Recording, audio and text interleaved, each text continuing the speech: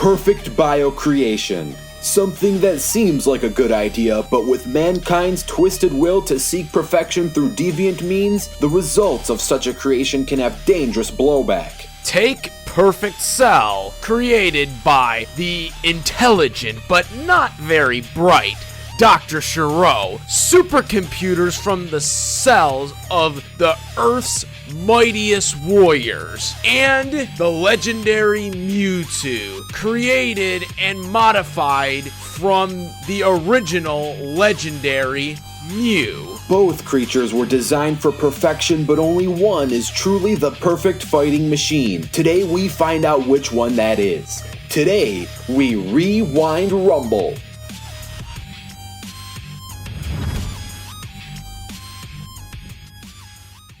Mewtwo is the ultimate Pokemon. He was born in a lab created by Dr. Fuji. This doctor did everything he could to try and resurrect his deceased daughter. Sadly, however, due to a last-minute decision to erase all of Mewtwo's memories, this experiment was a complete failure, resulting in Mewtwo having hatred and anger towards his creators and humanity itself. Cell is the ultimate creation of the brilliant Dr. Shiro, who came from the future timeline designed to possess all the abilities of the greatest fighters to have ever inherit or visit the Earth. The result was a, wait for it, perfect warrior, possessing numerous favorable genetic traits and special abilities. Over time, not only did Mewtwo grow out of his confused anger towards humanity, he also helped humanity on many occasions. Mewtwo has developed many useful abilities and attacks, such as his signature Ghost-type Shadow Ball and Psychic Telekinesis. The Shadow Ball deals great damage and has a 20% chance of lowering its target's special defense. Mewtwo also knows moves such as the Psycho Cut and Miracle Eye. The Miracle Eye can reset an opponent's evasiveness, and when he lands his cut attacks, each hit has an increased critical hit ratio. For Cell to reach his perfect form and full power, Cell had to absorb Dr. Shiro's other creations, which is none other than Android 17 and Android 18. Originally held from the future of an alternate timeline for future Trunks of another one from the other future Trunks, in which he killed the android. Yes, this future Trunks did kill the androids, and Cell killed this future Trunks that we don't see in the main timeline, and then he used that future Trunks time machine to travel to the present timeline that we all know and love to absorb this timeline's present day Android 17 and Android 18 so that he can reach his perfection and fight and kill as he pleases. Because Animation Rewind, you know that Perfect Cell has to be perfect. Because, I mean, let's face it, perfect means something. Because P is for priceless, E is for extinction, R is for revolution, F is for fuck, E is for eccentric, C is for completion, and T is for terror, because Perfect Cell just would like to say hello. Boy, I'm 2 seconds away from slapping you with the rubber chicken, throwing you down a hill while out saying yank your doodle dandy.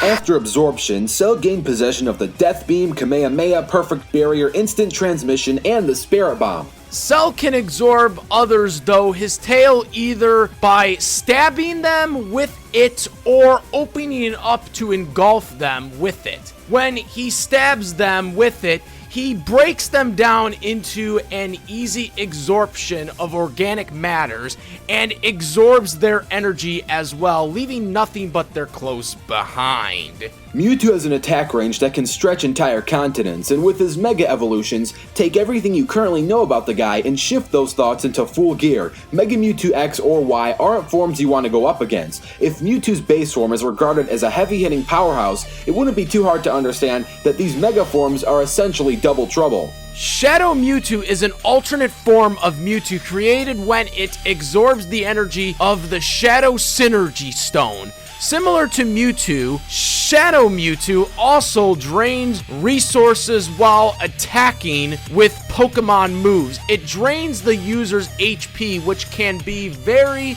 dangerous for the opponent. Overall, Mewtwo is the ultimate Psychic-type Pokemon. He has extremely dangerous telekinetic and ghostly attacks that he has mastered over many years of combat. Overall, Cell has many different DNA capabilities from Earth's mightiest warriors, including the likes of Namekian DNA all the way up to Saiyan DNA, that has granted him a similar state to that of the legendary Super Saiyan transformation, as evidenced by his indicational aura and similar scale of his power.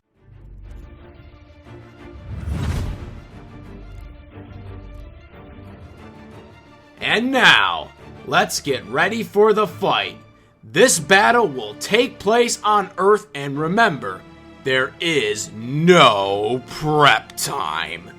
Let the battle begin!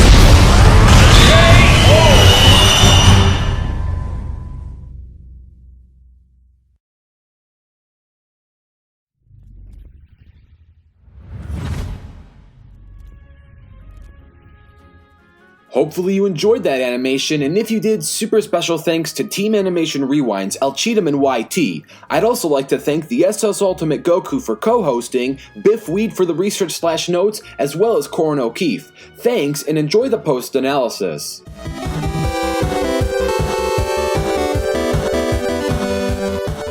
Cell defeats Mewtwo, and this is done for a number of reasons. Most importantly, his statistical advantage is just way too much for Mewtwo to keep up with, especially speed. In the Saiyan Saga, Piccolo's attacks could already reach the moon in seconds. Raditz was able to dodge his special beam cannon from point-blank range, which is faster than the normal energy blast Piccolo used to destroy the moon. This should easily make Raditz FTL. Raditz has the power level of 1500 compared to Final Form Frieza's peak of 120 million, which means Frieza is 80,000 times above Raditz in terms of power. Ki increases all physical aspects of a being, including speed, so Frieza should be at least 80,000 times FTL, and Cell should be even much faster, considering this is Final Form Frieza's peak.